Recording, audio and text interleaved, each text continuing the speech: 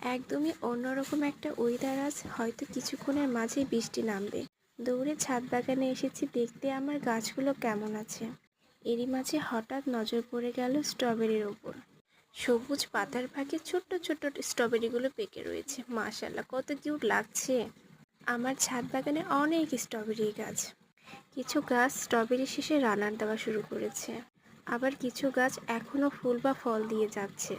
যেসব গাছ থেকে রানার পেতে শুরু করেছি সেসব গাছে ছোট্ট একটা ওয়ান টাইম গ্লাসে মাটি ভর্তি করে সেই রানারগুলো এভাবে স্থাপন করে রেখেছি, যেন এখান থেকে নতুন করে একটা গাছ জন্মে আর সেই গাছগুলো নতুন কোনো বড় টবে স্থাপন করে নিতে পারে। তো স্ট্রবেরি গাছের সংখ্যা এভাবেই বৃদ্ধি পেয়ে থাকে। বাসায় যদি একটা মাত্র স্ট্রবেরি গাছ লাগানো হয় সেখান থেকে প্রচুর পরিমাণে স্ট্রবেরি গাছ হয়ে যায়, আলাদা করে কোনো গাছ লাগাতে হয় না।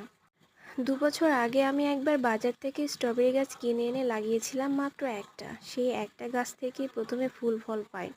তারপর এত বেশি রানার ছড়িয়েছিল, প্রত্যেকটা রানার যত্ন করে রেখে দিয়ে আজ আমার কতগুলো স্ট্রবেরি গাছ।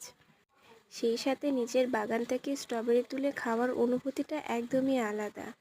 এই হলো আমার সামারের স্ট্রবেরি কালেকশন।